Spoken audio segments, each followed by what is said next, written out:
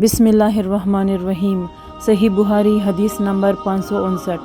रफ़े बिन खदीज से रिवायत है कि आपने फरमाया कि हम मगरिब की नमाज नबी करीम सल्लल्लाहु अलैहि वसल्लम के साथ पढ़कर जब वापस होते और तीर अंदाज़ी करते तो इतना उजाला बाकी रहता था कि एक शख्स अपने तीर गिरने की जगह को देखता था। सही बुहारी हदीस नंबर 560।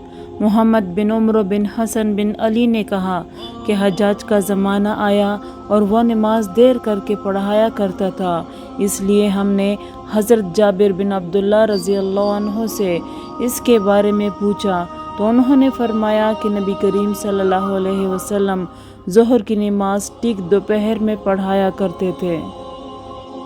अभी सूरज साफ़ और रोशन होता तो नमाज असर पढ़ाते, नमाज मगरिब वक़्त आते ही पढ़ाते और नमाज इशा को कभी जल्दी पढ़ाते और कभी देर से।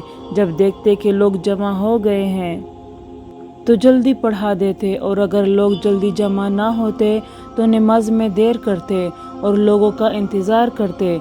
और सुबह की नमाज सहाबा रज़ी अल्लाह अन्हुम या ये कहा कि नबी सल्लल्लाहु अलैहि वसल्लम अंधेरे में पढ़ते थे। सही बुहारी हदीस नंबर 561। सलमा बिन अकू रज़ी अल्लाह तआला अन्हु से रिवायत है, फरमाया कि हम नमाज मगरिब नबी सल्लल्लाहु अलैहि वसल्लम के साथ उस वक़्त पढ़ते थे जब सूरज पर्दे में छुप जाता।